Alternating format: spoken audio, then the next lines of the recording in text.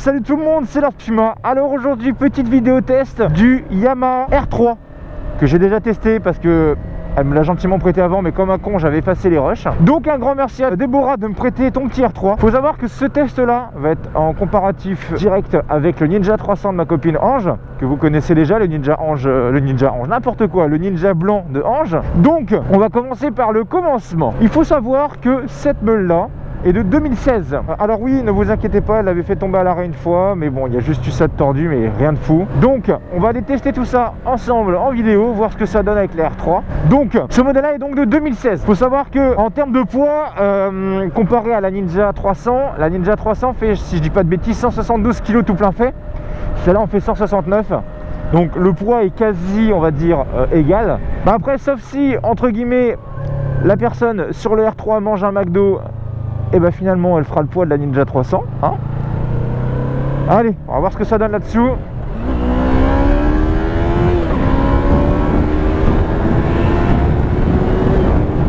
Ah, c'est pas mal.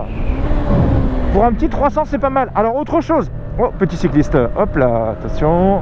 Là-dessus, la Ninja 300 en termes de caractéristiques est en dessous du R3. C'est-à-dire que le R3, pour R300 entre guillemets, est un petit peu plus gros qu'un 3 cm3. Elle fait 321 je crois. Le Ninja 300, lui par contre, est en dessous de 300 cm3. Je crois qu'il fait 296, quelque chose dans le genre. Autre chose, en termes de puissance, le Ninja 300 est annoncé pour 39 chevaux, alors que la R3 est annoncée pour 42 chevaux. Donc elle est plus légère et elle est un peu plus puissante. Par contre, en termes de châssis, comme je l'ai déjà conduite, je peux déjà vous dire ce que j'en pense, parce que je sais que j'ai déjà tourné cette vidéo là, mais je l'avais supprimé comme un con. Le châssis de la Ninja est un petit peu plus performant pour ma part, entre guillemets, pour avoir testé pas mal de fois Ninja 300.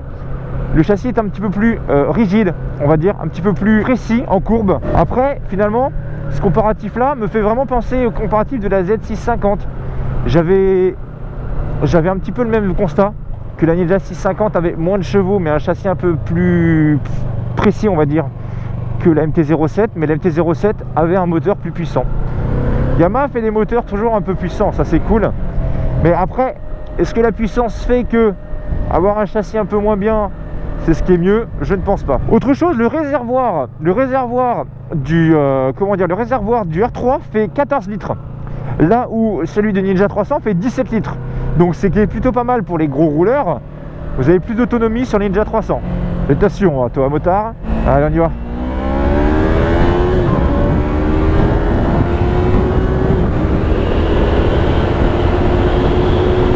Ouais, c'est pas mal. Un train avant qui sautille un petit peu. Et l'arrière est rigide.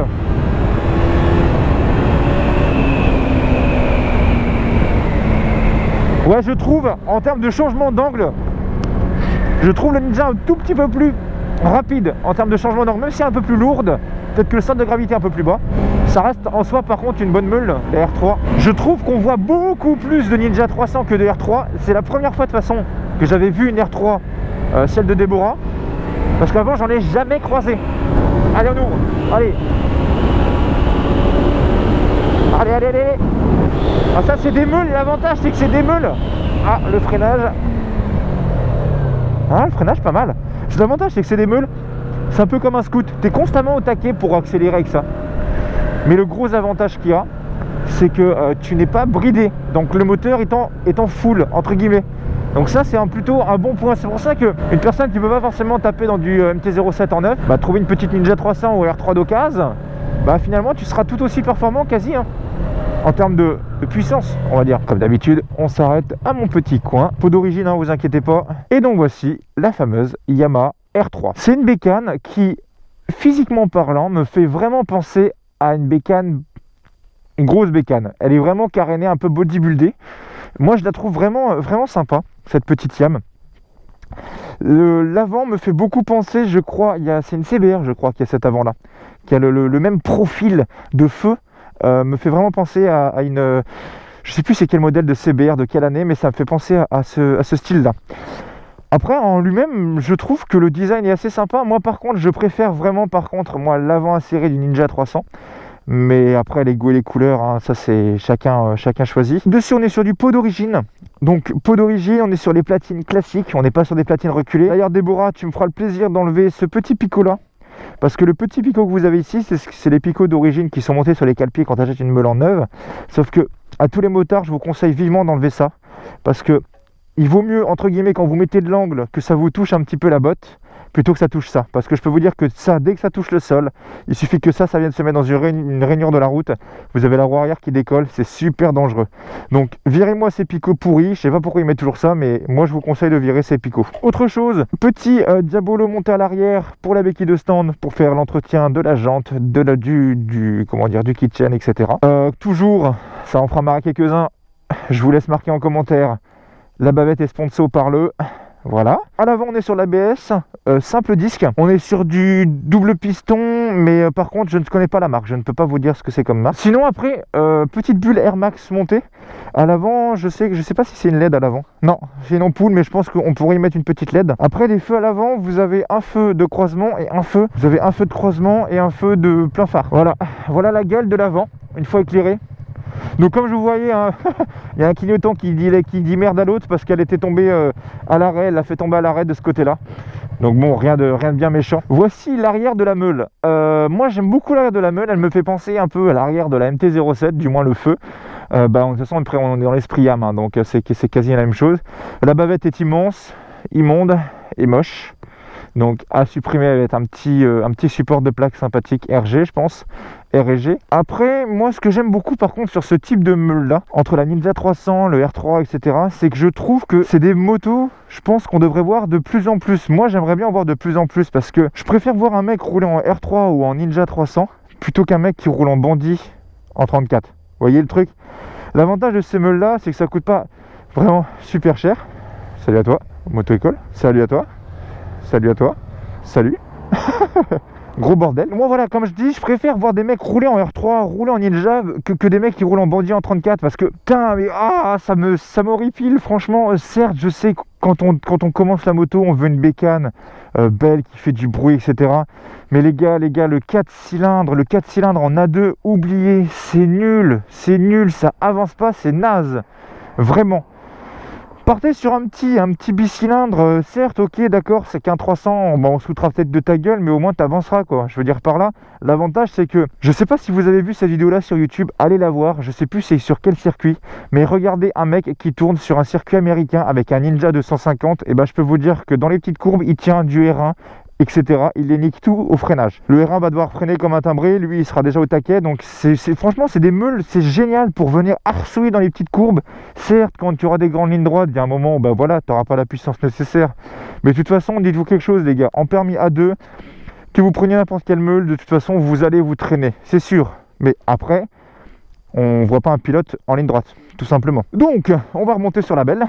Le compteur est tout bête, vous avez en plein milieu le contour, vous allez avoir un indicateur, vous allez un indicateur de rapport engagé, vous allez avoir donc une jauge à essence avec 6 barres, pareil pour la température d'huile, vous allez avoir l'ordinateur de bord qui va vous dire le trip, etc. etc. Donc moi je fais 1m90, l'angle de braquage il est nickel, hein. Il est nickel l'angle de braquage. Les personnes qui n'aiment pas forcément la tête du Ninja 300 et préfèrent celle du R3, finalement vous allez vous y retrouver parce que le R3 en plus de patates, un gabarit un petit peu plus gros, j'ai l'impression qu'un Ninja 300. Mais voilà, je pense que c'est deux bécanes qui peuvent jouer sur le même terrain d'entente, on va dire. Un truc tout con, bon certes les gens me disent oui mais pourquoi tu fais des wheelings dans tes tests, etc. Il y a des gens qui aiment faire des wheelings, il y en a d'autres qui n'aiment pas. Donc je préfère montrer aux gens que certaines motos savent faire des wheelings et d'autres non. Moi j'ai testé la Ninja 300 de Ange, en première elle fait un wheeling, en deux c'est assez compliqué. L'avantage de celle-là c'est comme elle a un peu plus de puissance, vous pouvez vous permettre de partir si vous voulez en wheeling en deux et elle les tient très bien, hein. Vous voyez là je suis en première, je me mets en deuxième. Vous voyez ça tient le wheeling hein, sans problème, hein.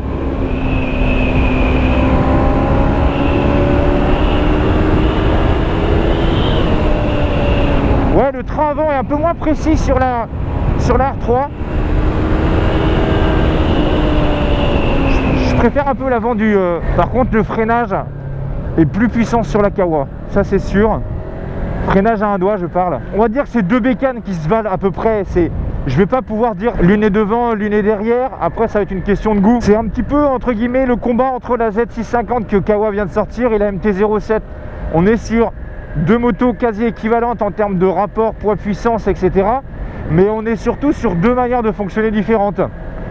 La Ninja sera peut-être plus pour une personne qui aime l'attaque. L'avantage par contre de l'R3 qui a un peu plus de chevaux, c'est que si vous faites du duo, elle aura un peu plus de répondants, on va dire. J'avais oublié de vous dire aussi, elle a un shift light ici. Vous voyez là, en plein milieu, vous avez un shift light.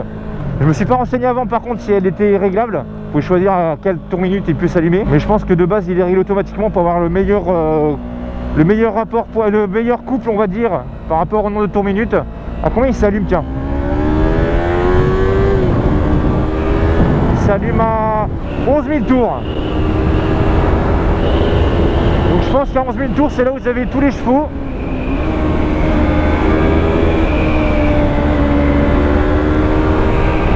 Très agréable à rouler. La position de conduite, j'en ai pas parlé, c'est exactement la même chose qu'un Ninja. Par contre je dirais que la Ninja 300 a des bracelets un peu plus resserrés. Celle-là on est plus vraiment typé quasi roadster on va dire. On n'est pas du tout sur l'avant, on est bien reposé sur les fesses. Enfin moi je suis un peu grand donc voilà.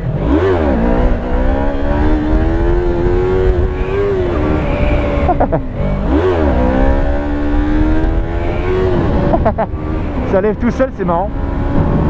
Mais moi j'adore hein, ce type de meule là, dans les courbes c'est génial.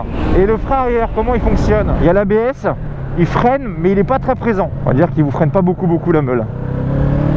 La reprise en 3, ouais on sent que ça commence à repartir à partir de 7000. On sent que la moto se libère un peu plus à partir de 7000 tours. Donc le mieux je pense si vous voulez un peu ressouiller, c'est de rester au-dessus de la plage des 7000 pour avoir le max de reprise. Mais c'est génial, vous voyez ces petites meules là, vous prenez un Bandit 34 mais laisse tomber ça, vous lui mettez 4 tours dans la campagne hein. Les petites poules, elles sont là-bas, yes.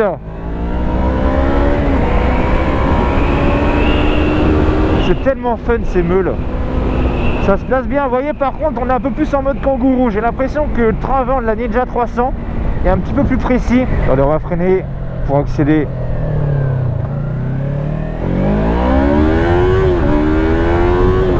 Ouais ça s'en sort bien Axel. Pour un petit 300 ça va hein.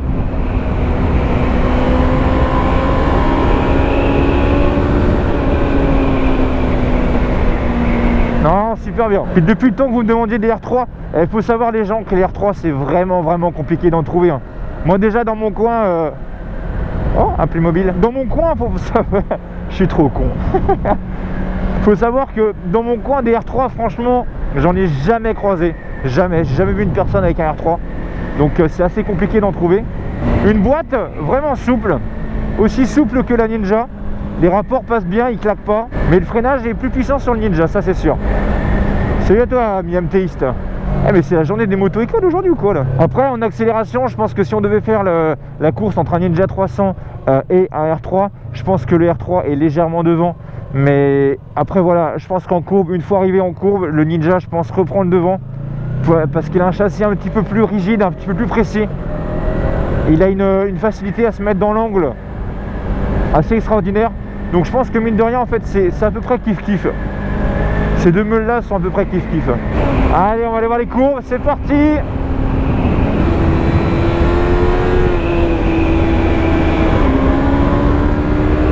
Ouais mais ça s'en sort quand même bien. Franchement, ça sautille un peu par contre.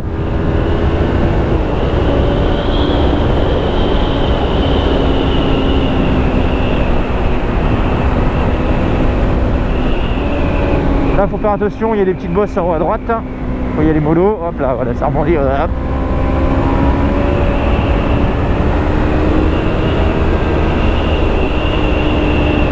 Non, nickel, franchement nickel. Vraiment impec. Les gens qui ont des R3 et qui me regardent, marquez en commentaire comment vous faites en autonomie. Parce que je sais que le Ninja 300 de Ange, on va dire en général, elle fait 300 bornes en roulant normalement, c'est-à-dire en accélérant, en se faisant plaisir. 350 km par contre elle a fait un moment en roulant tranquillos, donc c'est déjà énorme je trouve pour un 300. Quand tu sais que moi avec mon street, en me faisant plaisir, je fais 120 km, vraiment plaisir on va dire. Et en roulant normalement, j'en fais 200. Et en roulant très économiquement, on fait 260 bornes. Bah putain, un petit 300, ça consomme rien du tout. Mais absolument rien. Donc voilà les gens, sur ce, et ben le test est fini. J'espère qu'il vous aura plu. Marquez en commentaire pour vous laquelle est mieux, R3, Ninja 300. Évitez de vous embrouiller en commentaire, chacun marquera son ressenti. En tout cas, prenez soin de vous, équipez-vous. Et moi je vous dis à très vite. Allez, ciao ciao pour de nouveaux tests, bisous.